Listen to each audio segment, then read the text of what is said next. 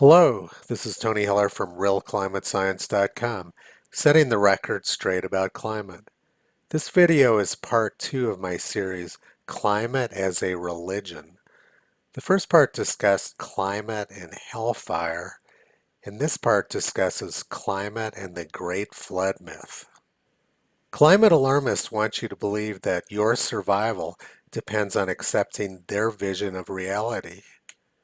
Part of this is the Great Flood myth, which the New York Times is currently pushing very hard in a feature story. Looming floods threaten cities. The idea that the New York Times is pushing is that your carbon sins will lead to a great flood.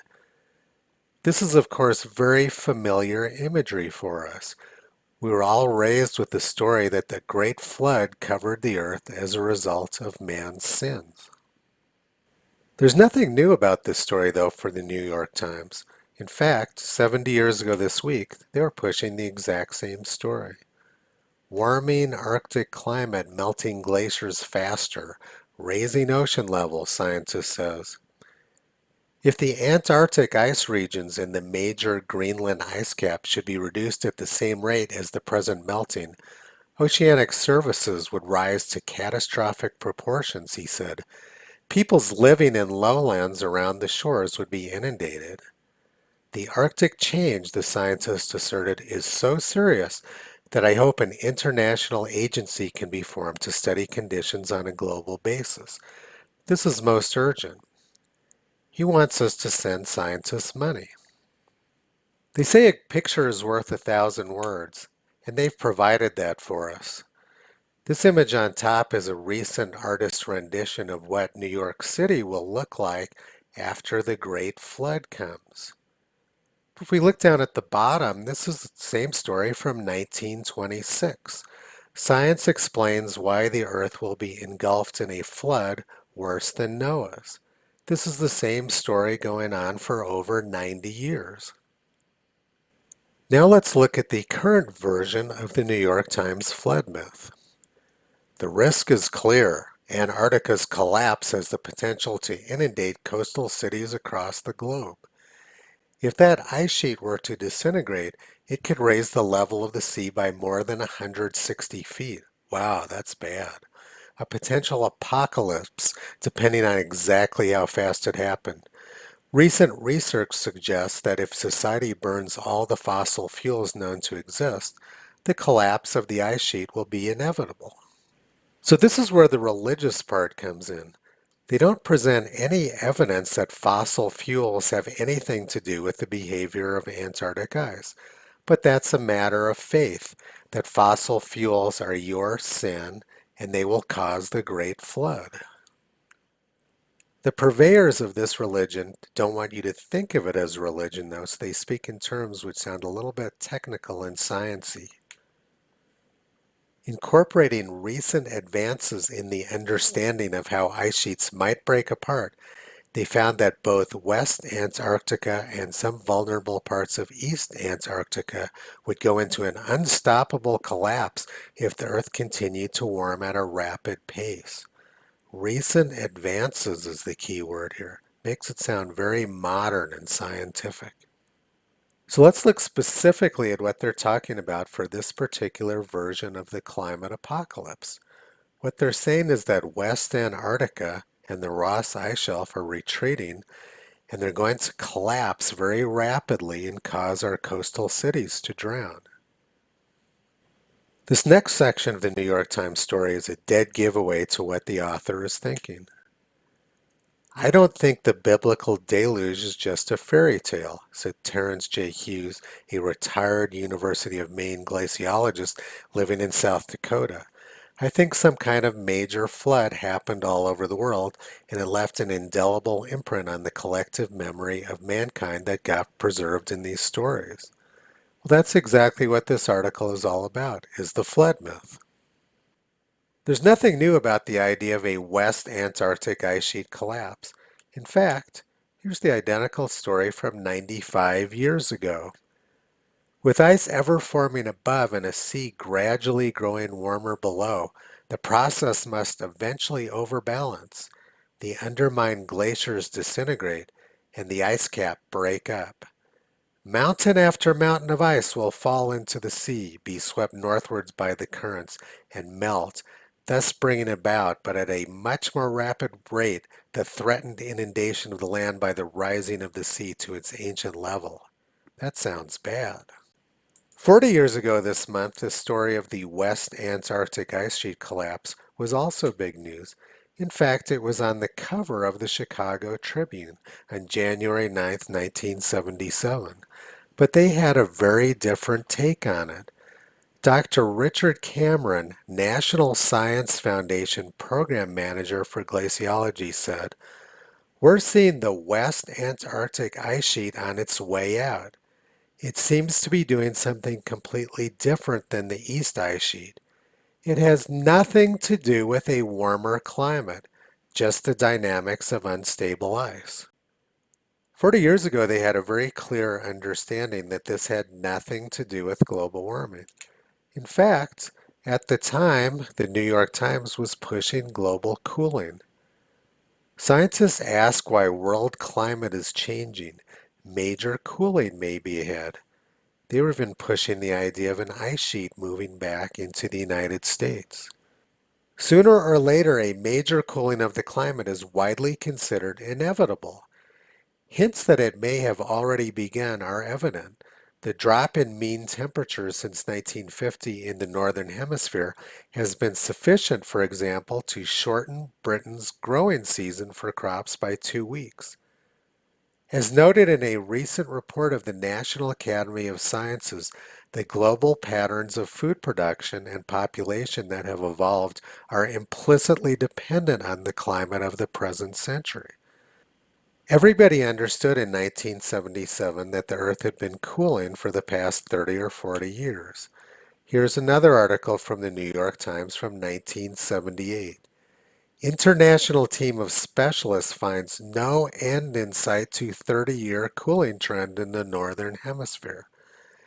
The rhetoric of climate fear-mongering 40 years ago was very similar to what we hear now, but there was one huge difference. They were talking about global cooling instead of global warming. Whether the current rhetoric is cooling or warming, the common thread is spreading fear. And that's what these people do very well. Here's an article from National Geographic. Scientists are watching in horror as ice collapses, and they show some poor penguins trapped on the ice who are going to drown, as are we. So are the Ross Ice Shelf and West Antarctic ice sheet actually retreating, as the New York Times and National Geographic say? Well, yes, they are. In fact, here's an article from 1932 titled A Warmer World. The Great Ice Barrier, which fronts the Antarctic continent with a wall of ice for 250 miles, the Ross Ice Shelf, has retreated at least 30 miles since it was first seen and surveyed. That was in 1841. So between 1841 and 1932, the Ross Ice Shelf retreated 5 feet per day. And then they go on to say that the process of the Ross Ice Shelf retreating may have been going on for centuries. So why is this suddenly big news at the New York Times, something that's been going on since before the industrial age? It obviously has nothing to do with global warming. As top purveyors of the climate religion, the New York Times wants to blame you. So let's look and see if Antarctica is actually warming. Well, satellites show that it isn't. This is satellite data from Antarctica going back to 1979. It shows that there's been no warming since 1979 right up to the current month. Members of the climate religion are naturally suspicious of satellite temperatures because they don't give the global warming answers that they want to see. So what does the surface temperature record show in Antarctica? Well, in 2004, Gavin Schmidt, NASA's top climate alarmist, said, while most of the Earth warmed rapidly during recent decades, surface temperatures decreased significantly over most of Antarctica. So their top climate alarmist said that Antarctica was cooling for several decades.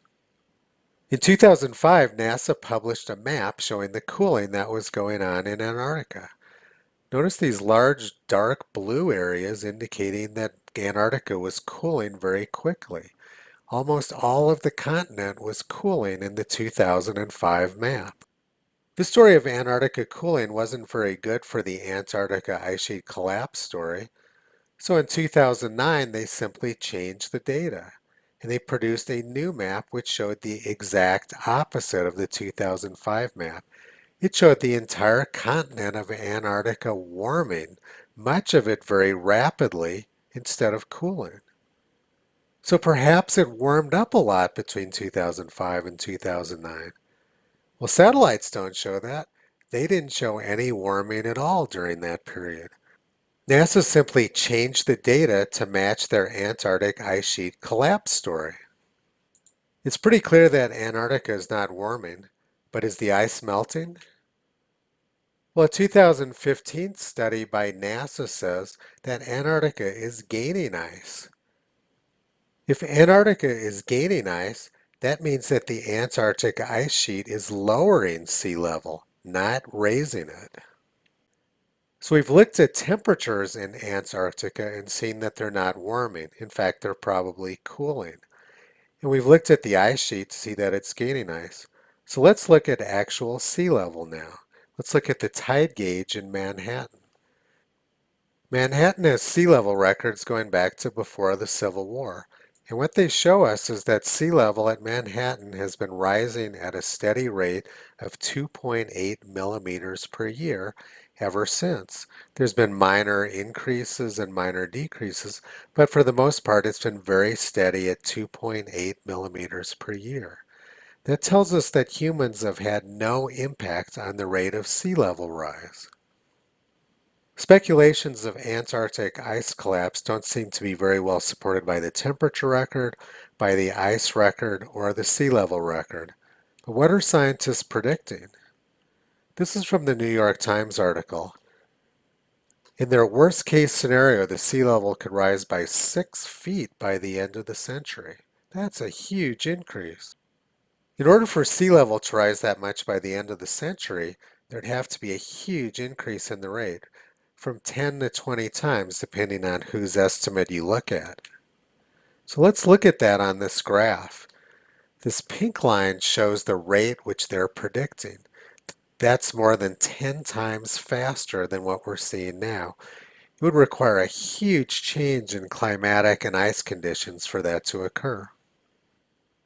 So the temperature data, the glacial ice data, and the sea level data don't support this idea of this great biblical flood, which the New York Times is promoting.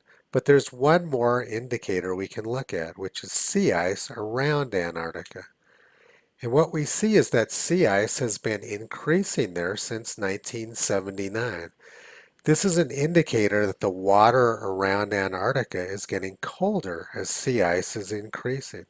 That doesn't sound like it's going to lead to the collapse of the ice sheet, does it? Now I'm going to summarize what I've discussed in this video. First of all, we've seen that this ice sheet retreat in Antarctica has been going on for centuries. The Ross Ice Shelf retreated 5 feet per day from 1841 to 1932.